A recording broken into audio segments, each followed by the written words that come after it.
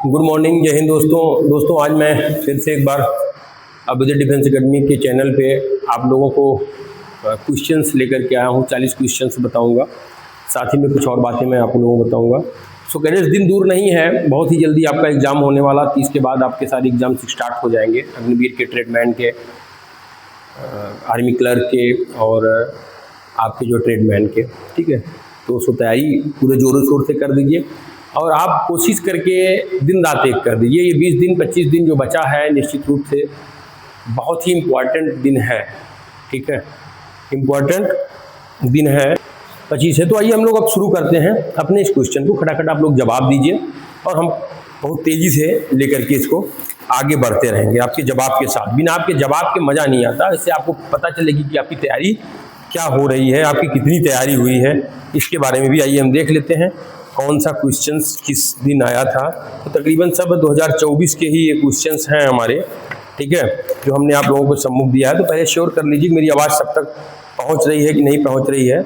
और सारे लोग मुझसे जो है मेरे फिगर को देख पा रहे हैं कि नहीं देख पा रहे हैं, डीबी स्क्रीन को देख पा रहे हैं कि नहीं देख पा रहे हैं।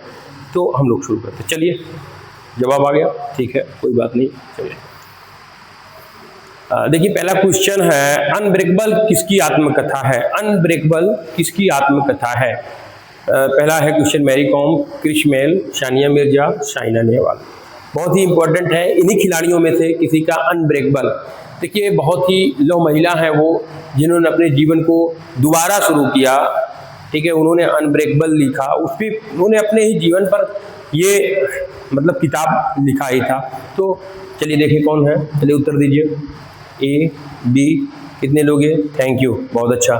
तो मैरी कॉम जी हैं। कौन है? मैरी कॉम है। तो पहला हम कर सकते हैं मैरी कॉम। अनब्रेकेबल आत्मकथा जो है वो मैरी कॉम की है। अब हम अगर बात करें कि, चलिए आगे क्वेश्चन 2, यक्षगान लोक नृत्य किस राज्य से संबंधित है? यक्षगान लोक नृत्य किस राज्य से संबंधित है? चलिए बताइए खटाक से, फिर हम लोग आगे बढ़े, ठीक है। गुजरात, बिहार, कर्नाटक अथवा उत्तर प्रदेश, किस राज्य से है? तो बताइए यक्षगान। चलिए ऑप्शन ए कौन दे रहा है? कितने लोग? बी, सी। चलिए जो पहले देगा मैं उसको थैंक्स बोलूंगा, ठीक है। चलिए ये है कर्नाटक, ऑप्शन नंबर सी। क्या होगा? कर्नाटक। सही उत्तर क्या है? कर्नाटक है। सही क्या है?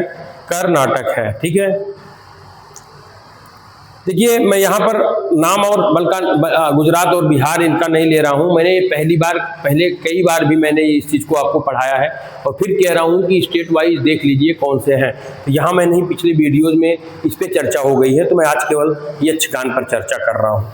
Master chief PT office rank क्या होता है? Master chief PT officer, MCPO, MCPO, master chief PT officer rank किस सेना से संबंधित है?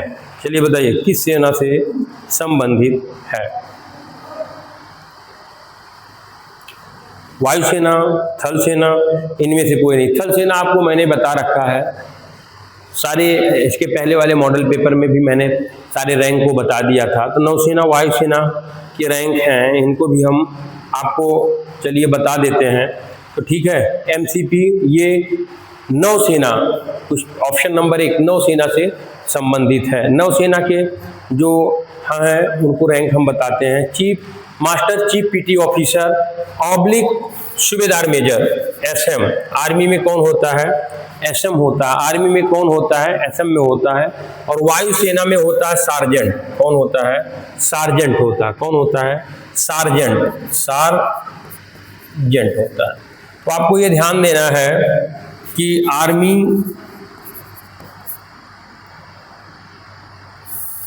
नेवी,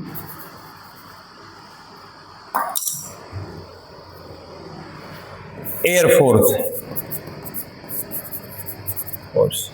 आर्मी में होगा SM सूबेदार मेजर, सूबेदार मेजर। यहां पर ध्यान दे लीजिए दोस्तों, बार बार हमको ना बताना पड़े, ठीक है। नेवी में होगा chief, master chief PT officer, master chief PT officer. Air force में होगा सार्जेंट। ठीक है, ये तो हो गया जेसीओ की rank, JCO junior commission officer की रैंक के बारे में हम लोग बात करेंगे। फिर अब हम थल सेना में बात करेंगे। ठीक है,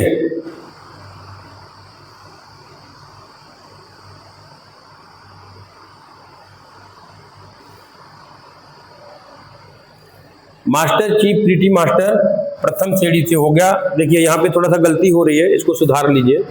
ठीक है, हम लोग बात करेंगे, एक मिनट,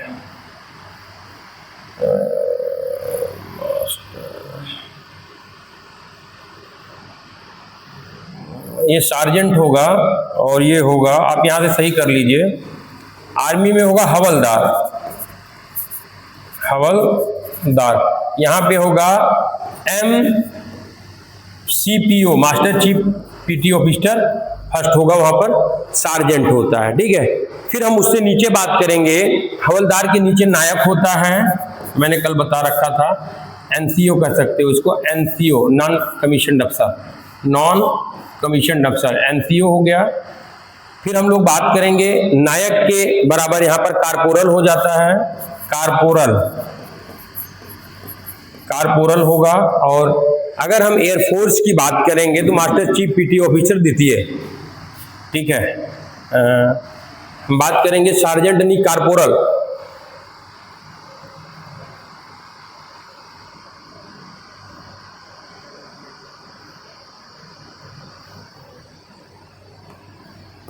कारपोरल यहां पर होगा MCPO2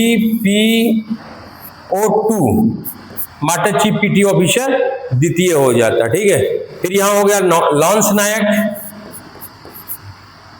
लॉन्स नायक, लॉन्स नायक होगा। और नेवी में हम बात करेंगे मुख्य नाविक अधिकारी, मुख्य नाविक अधिकारी,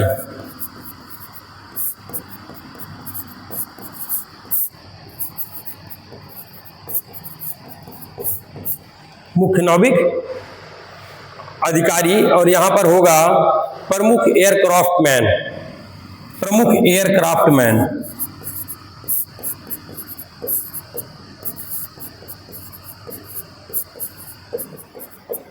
प्रमुख एयरक्राफ्ट मैन। और उसके बाद इसमें हो जाएगा सिपाही। यहां पर आर्मी में सिपाही बोलते हैं, जो सबसे पहले भर्ती होता है उसको सिपाही बोलते हैं। नेवी में उसको बोलते हैं, ठीक है, सिपाही को छोटा नौसैनिक, क्या बोलेंगे, छोटा नौसैनिक।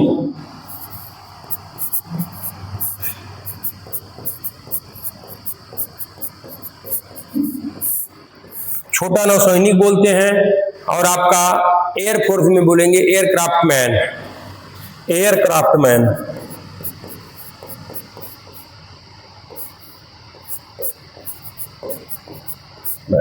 ये 3 रैंक एनसीओज का हो गया। ठीक है, अब हम जेसीओज का इधर लिख देते हैं। जेसीओज का देख लीजिए, जरूरी है, नहीं तो आप लोग गलती करते हो बहुत ज्यादा। जेसीओज की भी मैं बात यहां पर कर देता हूं।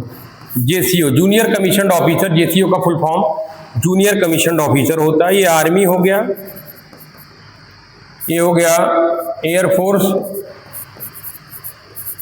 और ये होगा नेवी। ठीक है, चलिए इसमें हम सूबेदार की बात करेंगे। सूबेदार, मेजर, सबसे बड़ा पॉइंट जेसीओ का सबसे बड़ा पोस्ट होता है सूबेदार, मेजर होता है। फिर हम एयरफोर्स की बात करेंगे, सूबेदार, मेजर, मास्टर वारंट अधिकारी, मास्टर वारंट अधिकारी। नेवी में अगर हम बात करेंगे तो होगा नाविक प्रथम श्रेणी, नाविक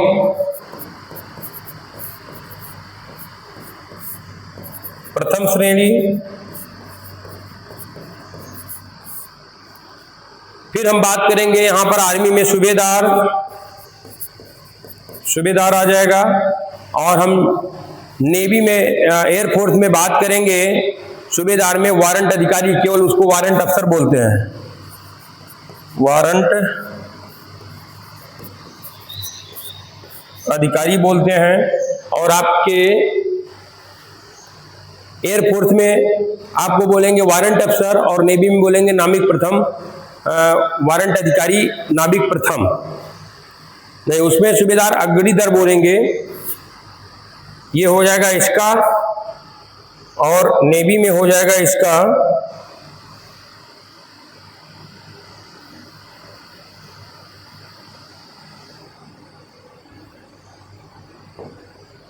अग्रणी दल, हो जाएगा नाविक, आप यहां पर लिखेंगे नाविक प्रथम श्रेणी, नाविक प्रथम श्रेणी।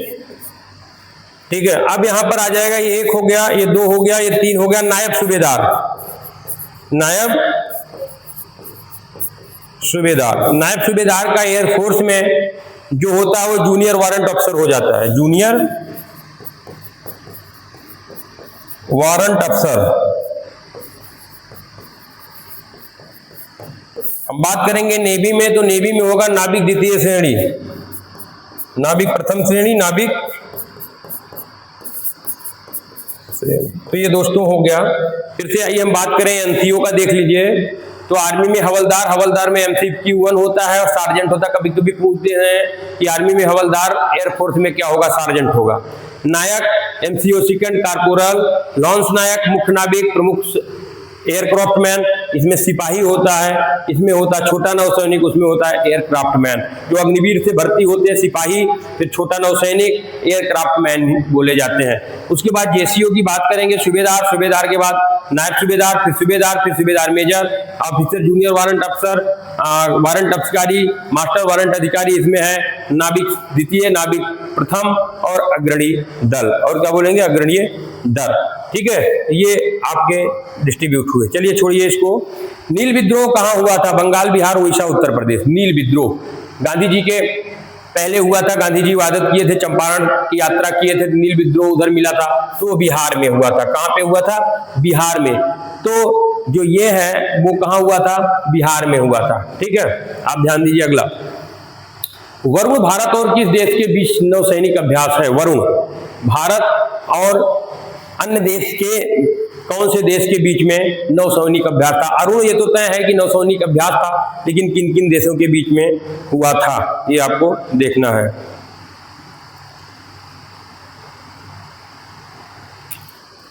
देखिए सॉरी, यहाँ पर बिहार मैंने लगाया, सॉरी ये गलत, बिहार नहीं बिहार होगा। बंगाल में नील का विद्रोह हुआ था, चंपारण। ठीक है, बिहार बंगाल का बॉर्डर है, बिहार और बंगाल का बॉर्डर है, इसको करेक्ट कर लीजिए आप लोग। बिहार और बंगाल का बॉर्डर है, इसको प्लीज करेक्ट कर लीजिए, फिर आगे बढ़ते हम लोग। चलिए, तो यहाँ हम बात करेंगे कि वरुण भारत का कौन सा? अमेरिका, फ्रांस, चीन, रूस। जल्दी बताइए, चलिए आगे बढ़ते हम लोग, जल्दी बताइए कौन सा होगा।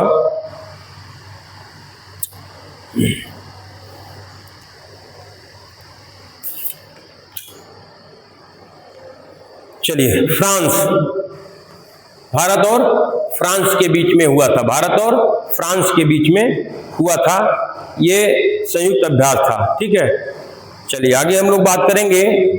2023 में अर्जुन पुरस्कार कितने खिलाड़ियों को दिया गया? 24, 26, 22 और 30। मैंने पहले भी बता रखा है अपने पिछले पुराने वीडियोस में कि कितने लोगों को दिया गया था। तो इसका सही उत्तर है, चलिए आप लोग देखते हैं कौन देता है सही उत्तर। 26। क्या है? 26 लोगों को अर्जुन पुरस्कार 2023 में दिया गया था। अभिनव भारत नामक संस्था के संस्थापक कौन थे? अभिनव भारत नामक संस्था के संस्थापक कौन थे? लाला लाजपत राय, बाल गंगाधर तिलक, वीर सावरकर या महात्मा गांधी? जल्दी बताइए कौन थे? लाला लाजपत राय, बाल गंगाधर तिलक, वीर सावरकर और महात्मा गांधी, कौन था? जल्दी बोलिए।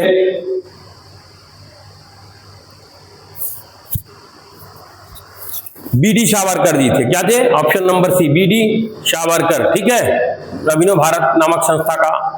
चलिए, अयोध्या के राम मंदिर का उद्घाटन कब हुआ था? 22 जनवरी 2024, 24 जनवरी 2024, आपका 26 जनवरी 2024 या 30 जनवरी 2024? चलिए बताइए खटाक से, इसको तो आप लोग बता सकते हैं, अपना आंसर दीजिए। चलिए, कब उद्घाटन हुआ था? 22 जनवरी 2024 को हुआ था। 22 जनवरी 2024 को राम जन्मभूमि अयोध्या मंदिर का हुआ था। राम मंदिर के वास्तुकार का नाम है किस राम मंदिर जो किस शहर में है? अयोध्या। अयोध्या किस नदी के किनारे है? सरयू नदी। सरयू नदी के किनारे है। अयोध्या किस देवता की जन्मभूमि है? अयोध्या राम जी की जन्मभूमि है, श्री राम की जन्मभूमि मानी जाती है। ठीक है, राम मंदिर का उद्घाटन किसने किया था? श्री नरेंद्र मोदी। श्री नरेंद्र मोदी जी ने किया था। वो भारत के प्रधानमंत्री हैं, श्री नरेंद्र मोदी जी ने किया था। चलिए, निम्नलिखित में से दक्षिण भारत में बहने वाली नदी कौन सी है? गंगा, ताप्ती, यमुना, कावेरी? जल्दी बोलिए। गंगा उत्तर में बहती है, यमुना ये भी उत्तर भारत में बहती है, कावेरी और ताप्ती में से बताइए कौन सी नदी है? कावेरी और ताप्ती में से। ठीक है, तो कावेरी कौन सी नदी है? Option number D. Very good, जो भी ऑप्शन लिख रहे हैं डी बहुत अच्छा है। कर्नाटक, केरल और तमिलनाडु में बहती है। कावेरी कहां बहती है? कर्नाटक, केरल, तमिलनाडु। तमिलनाडु जो कि दक्षिण भारत के राज्य हैं। चलिए, निम्नलिखित में से 2023 का ऑस्कर अवार्ड किसको मिला था? चलिए, निम्नलिखित में से 2023 के ऑस्कर अवार्ड किसको दिया गया था? बताइए।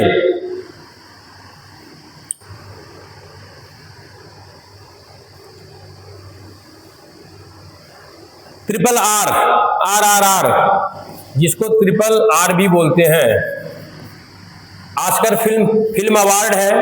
ऑस्कर अवार्ड एक फिल्म के क्षेत्र पे दिया जाता है। फिल्म के क्षेत्र में, सिनेमा के क्षेत्र भी कह सकते हैं। ट्रिपल आर का गाना नाटू नाटू को दिया गया था। नाटू नाटू को दिया गया था। तो ऑप्शन ए सही होगा। ऑप्शन ए सही होगा, ट्रिपल आर को दिया था। ठीक है, ऑस्कर की शुरुआत कब की गई? ऑस्कर की शुरुआत 1929 में की गई थी। कब की गई थी? ऑस्कर की शुरुआत आपके 1929 में की गई थी। 1929 में शुरुआत किसकी हुई थी? ऑस्कर की हुई थी। ऑस्कर की शुरुआत 1929 में हुई थी। विश्व सिनेमा का सर्वोच्च अवार्ड है। विश्व सिनेमा का, विश्व सिनेमा का सर्वोच्च अवार्ड कह सकते हो। विश्व सिनेमा का सर्वोच्च अवार्ड है। ठीक है, जिसको ऑस्कर कहते हैं। ठीक है, ये ध्यान देना है। AR रहमान को ऑस्कर संगीत के लिए जय हो के लिए एक बार दिया गया है। ठीक है, चलिए आगे। निम्न में से किसमें नाइटहुड की उपाधि दी गई, लौटा दी थी? निम्न में से किसने नाइटहुड की उपाधि, पहले अंग्रेज उपाधि देते थे, किसको इसमें से उपाधि मिला था लेकिन उन्होंने नाइटहुड की उपाधि लौटा दी थी? लाला लाजपत राय ने लौटाई थी, महात्मा गांधी ने लौटाई थी, रविन्द्रनाथ टैगोर या सरदार पटेल? जल्दी बताइए, खड़ाक से आगे बढ़ा जाए। रविन्द्रनाथ टैगोर ने लौटा दी थी। इनको नाइटहुड मिला था। रविन्द्रनाथ टैगोर ने ये उपाधि क्या किया था? लौटा दिया था। जलियांवाला हत्याकांड जो था वो 1919, 13 अप्रैल 1919, 13 अप्रैल 1919 से दुखी हुए थे। जलियांवाला बाग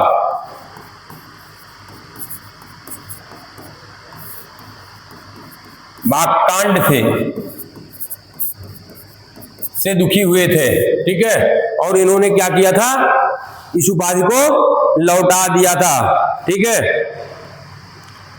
जलियांवाला हत्याकांड में गोली किसने चलाई थी? जनरल डायर ने चलाई थी।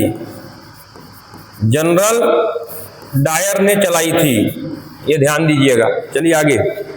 निम्नलिखित में से बौद्ध धर्म की आत्मकथाएं किस भाषा में लिखी गई? संस्कृत, मगधी, प्राकृति और पाली।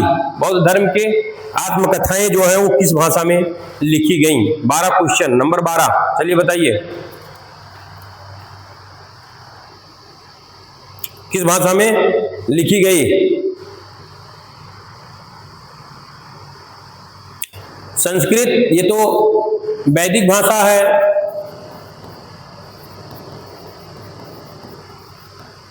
पाली भाषा, पाली भाषा तो बौद्ध धर्म की कौन सी भाषा है? पाली भाषा है। कौन सी भाषा है? पाली भाषा है। इसको एकदम याद रखिएगा। और बौद्ध धर्म का ग्रंथ क्या है? एक दिन आया था बौद्ध धर्म का ग्रंथ,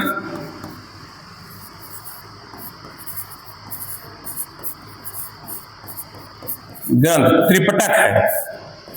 क्या है? त्रिपिटक। क्या है? त्रिपिटक है। क्या है? त्रिपिटक लिख लीजिए। बौद्ध धर्म की शाखाएं महायान, हीनयान। आगे बढ़ते हैं। झारखंड सरकार ने वर्ष 2023 में अबुआ आवास योजना के तहत लोगों को लाभ देने का लक्ष्य रखा। 5 लाख लोगों को, 8 लाख लोगों को, 10 लोगों को और या 6 लाख लोगों को? चलिए फटाक से बताइए। इसका उत्तर होगा 8 लाख लोगों को। इसमें समय ना बर्बाद करके आगे हम लोग बढ़ते हैं। ये जनरल नॉलेज और रोज पेपर पढ़ने की चीजें हैं। महात्मा गांधी जी की मृत्यु किस स्थान पर हुई? राजघाट दिल्ली, साबरमती गुजरात, बिरला भवन दिल्ली, चंपारण सत्याग्रह। कहां पे हुआ था? जल्दी बताइए। सारे लोग जानते हैं, बस खाली बता नहीं पा रहे हैं।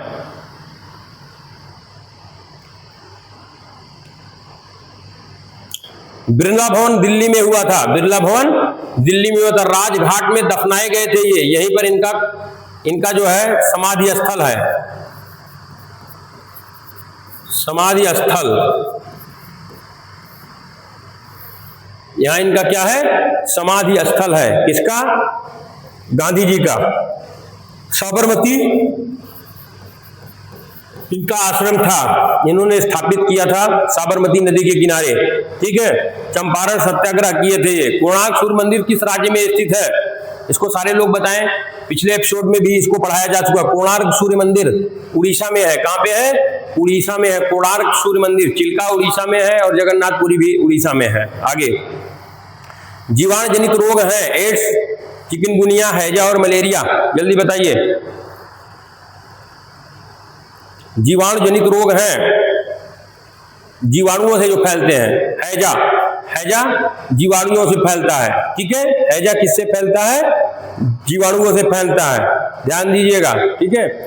जीवाणु जनित रोग है निमोनिया, एथेंचा, कोढ़, ठीक है, कुष्ठ, भोजन विषाक्तता, काली खांसी, डिप्थीरिया, हैजा, ठीक है, typhoid, TB, tetanus, plague, syphilis, Guleria. सारे जीवाणु जो है जीवाणुओं से फैलते हैं।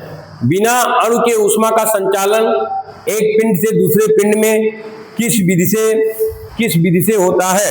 चलिए बताइए किस विधि से होता है? चालन, सम्मोहन, विकिरण और प्रकाश। चालन, सम्मोहन, विकिरण या प्रकाश से होता है।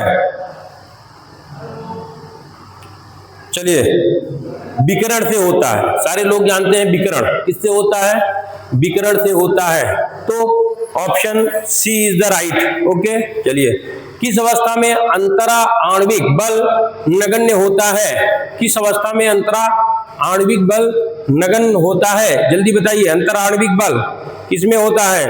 ठोस में, द्रव में, गैस में या उसमें? बताइए। गैस में होता है। वेरी गुड उत्तर। गैस में। किसमें होता है? गैस में होता है। गैस आंतरिक आणविक बल सबसे कम होता है। गैस में आणविक बल सबसे कम होता है। ठीक है। अब चलिए देखते हैं कि अंतराणविक दूरी सबसे अधिक। अंतराणविक दूरी सबसे अधिक, आंतरिक बल सबसे कम। चलिए ये हो गया। आगे आप लोग लिखिए। सजीव की एक सुमेलित नहीं है। सजीव की एक सुमेलित नहीं है। सांस लेते हैं, जनन की प्रक्रिया करते हैं, वृद्धि नहीं करते, गति नहीं करते हैं। इसमें एक सुमेलित नहीं, एक सही नहीं है। सही क्या नहीं है उसके बारे में आप लोग खटाक से बात करिए। सजीव कि एक सुमेलित नहीं, वृद्ध नहीं करते। ऑप्शन नंबर सी सही है। क्या है? वृद्ध नहीं करते हैं। ठीक है, गति भी करते हैं, जनन प्रक्रिया करते हैं, सांस भी लेते हैं। सजीव एक जो है वृद्ध नहीं करते हैं। रिंगवर्म का कारण है जीवाणु, वायरस, कृमि या कवक? रिंगवर्म होता है। रिंगवर्म क्या है इसके बारे में आप लोग फटाक से बताइए। कवक होगा। क्या होगा? कवक। ये फफूंद जनित रोग है।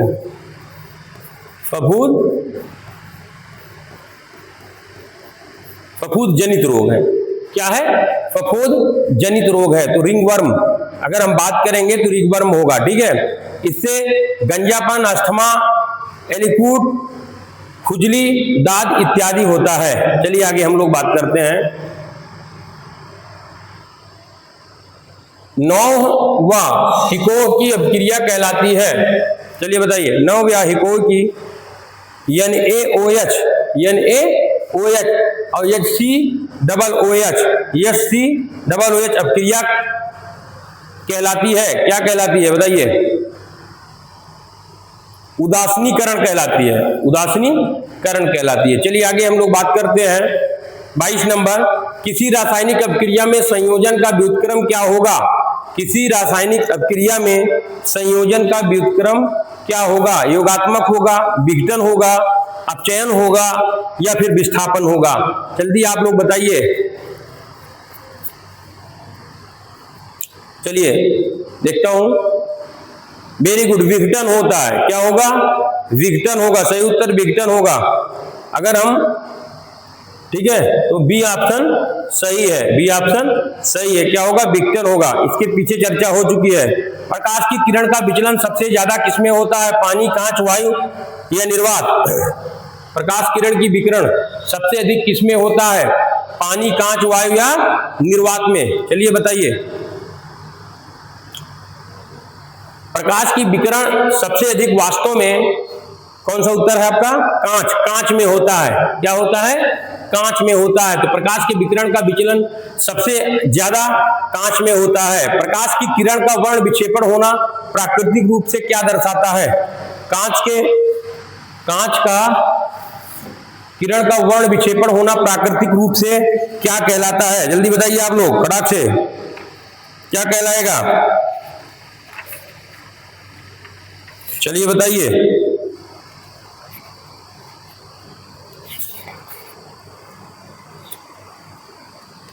चलिए बताइए।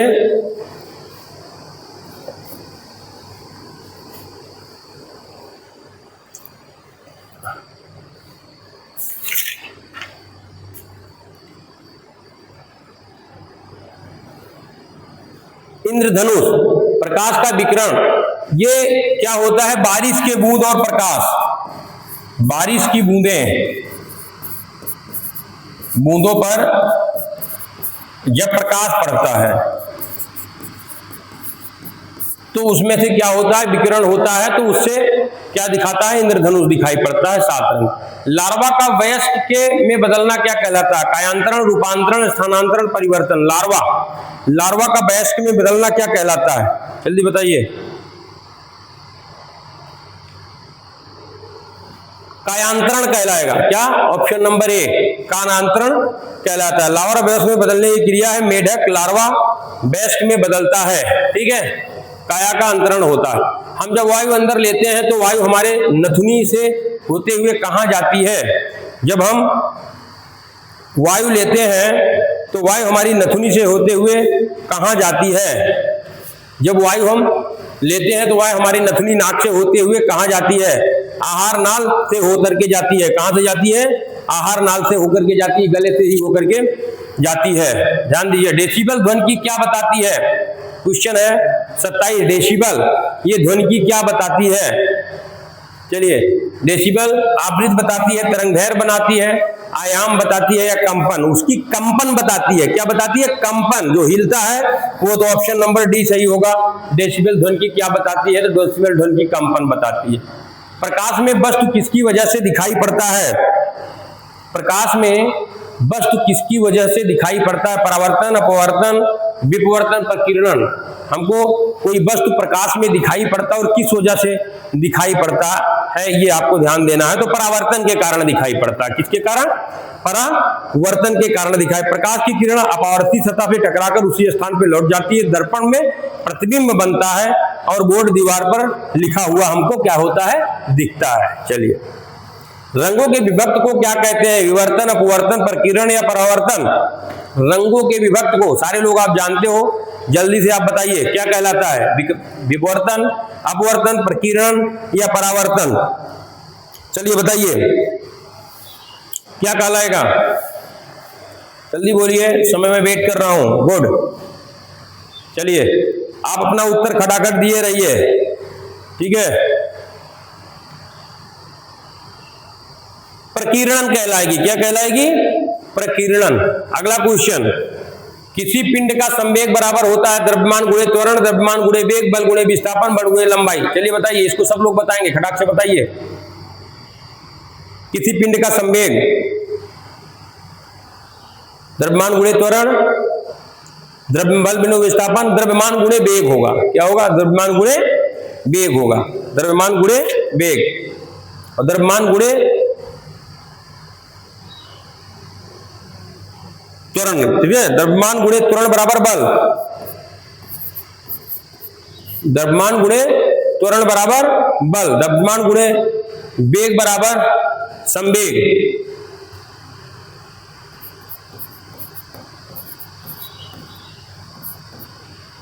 संवेग, ठीक है। बल गुणे विस्थापन बराबर कार्य, कार्य। चलिए लास्ट बताइए, बल गुणे लंबाई बराबर, बल गुणे लंबाई बराबर बल आघूर्ण होगा। बल आघूर्ण होता है। क्या होता है? आघूर्ण। ये चारों का हो गया। चलिए हम लोग बात, जलियांवाला बाग कहां स्थित है? चंडीगढ़, अमृतसर, जालंधर, अंबाला। बताइए, जल्दी बताइए। चंडीगढ़, अमृतसर, अमृतसर। गोल्डन टेम्पल,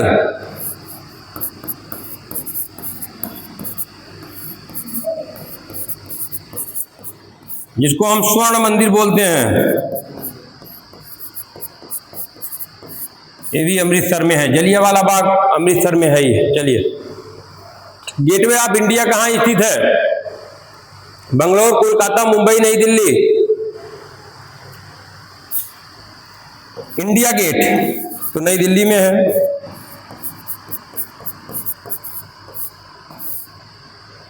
चलिए बताइए, जल्दी बोलिए आप लोग, खटाखट उत्तर, तो हम एकदम सटासट आगे बढ़ाए रखें। कहाँ स्थित है? चलिए, गेटवे ऑफ इंडिया मुंबई में है, सारे लोग जानते हैं, जो भी जाता है वो घूमने जरूर जाता है। विश्वविद्यालय रॉक गार्डन कहाँ स्थित है? रॉक गार्डन, विख्यात रॉक गार्डन, कोलकाता, जयपुर, चंडीगढ़, बेंगलुरु। चलिए बताइए। चंडीगढ़, चंडीगढ़ अगर हम देखें तो यहाँ पे दो राज्यों की राजधानी है, पंजाब और चंडीगढ़ दोनों हैं। चंडीगढ़ से शासित प्रदेश भी है। तो चंडीगढ़ में रॉक गार्डन क्या है? चंडीगढ़ में है एक गार्डन बनाया गया जो पुराने सामान से, जैसे इस शहर को बसाया गया था, जब शहर तोड़ा गया तो उसके जो मलबे और कचरे निकले, उससे गार्डन बनाया गया जिसका नाम लिखा गया रॉक गार्डन। क्या लिखा गया? Rock garden. चूड़ियों से नक्काशी बना हुआ है, टाइल्स पत्थरों से नक्काशी बना हुआ, सब चीजों से नक्काशी, जो घर के मलबे थे उससे नक्काशी बना करके एक बहुत बड़ा गार्डन इन लोगों ने बना रखा। शेरशाह का मकबरा कहाँ स्थित है? सारे लोग बताइए, शेरशाह का मकबरा कहाँ स्थित है? सब लोग जानते हैं शेरशाह का मकबरा। चलिए बताइए, शेरशाह का मकबरा कहाँ स्थित है?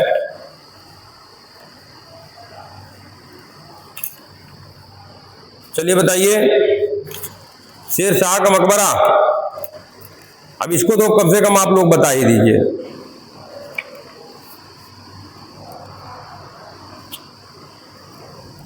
सासाराम, क्योंकि शेरशाह सासाराम बिहार में ही उधर ही था, ठीक है। शेरशाह सूरी, पूरा नाम उसका शेरशाह सूरी है, तो सासाराम में है। नेक्स्ट है, प्रसिद्ध पिंजौर गार्डन कहाँ स्थित है? पिंजौर गार्डन कहाँ पर स्थित है? ये आपको यहाँ पर देखने की जरूरत है, ठीक है। पिंजौर गार्डन, पिंजौर गार्डन, चलिए हरियाणा में है। कहां पर है? हरियाणा में। प्रसिद्ध पिंजौर गार्डन कहां पर स्थित है? हरियाणा में स्थित है। कहां पर स्थित है? हरियाणा में।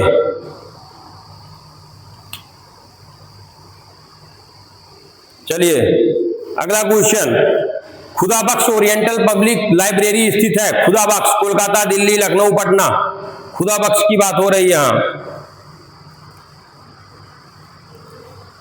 खुदाबख्श लाइब्रेरी स्थित कोलकाता, दिल्ली, लखनऊ में, पटना में। चलिए बताइए। पटना में है। गुड, पटना में है। Very good. चलिए, विनोबा भावे द्वारा स्थापित पवनार आश्रम किस राज्य में स्थित है? पवनार आश्रम किस राज्य में स्थित है? इसको जल्दी बताइए। चलिए बताइए। विनोबा भावे द्वारा पवनार आश्रम जो है ये महाराष्ट्र में है। कहां पे है? महाराष्ट्र में है। अगला क्वेश्चन, प्रख्यात सांस्कृतिक केंद्र भारत भवन स्थित है नई दिल्ली, लखनऊ, भोपाल। कहां पे है बताइए, जल्दी बोलिए।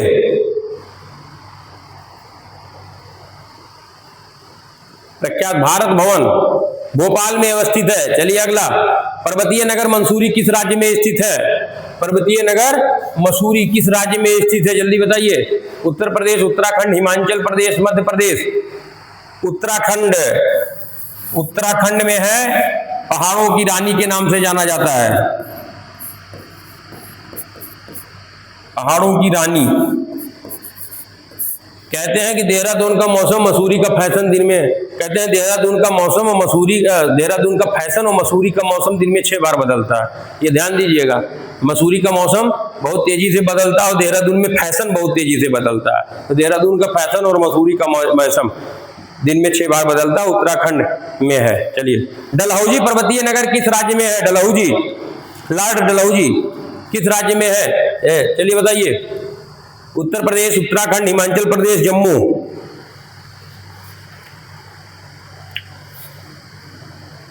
हिमाचल प्रदेश। हिमाचल प्रदेश। शिमला भी हिमाचल प्रदेश में है। शिमला भी हिमाचल प्रदेश में है। जम्मू कश्मीर में श्रीनगर है। श्रीनगर है, बहुत सारे हैं। श्रीनगर बहुत सारे हैं। उत्तराखंड में मैंने बताया मसूरी, नैनीताल। मसूरी, नैनीताल, बद्रीनाथ, केदारनाथ, बहुत सारे हैं। फूलों की घाटी वाटी सब है। उत्तर प्रदेश में कोई हिल स्टेशन नहीं है। कोई हिल स्टेशन नहीं है। सो कैडेट्स, आपको बहुत बहुत धन्यवाद। इतनी गर्मी में आप धैर्य बनाए रखें और पढ़े। मैं फिर अगला क्वेश्चन कल लेकर आऊंगा। इसमें आधुनिक क्वेश्चंस भी हैं जो आपके पूछे जाते हैं। तो दोस्तों, इसको आप पढ़िएगा, एक बार जरूर पढ़ लीजिए, लाइक कर लीजिए, सब्सक्राइब कर लीजिए और लोगों को शेयर करिए। ज़्यादा से ज़्यादा धन्यवाद। जय हिंद, जय भारत।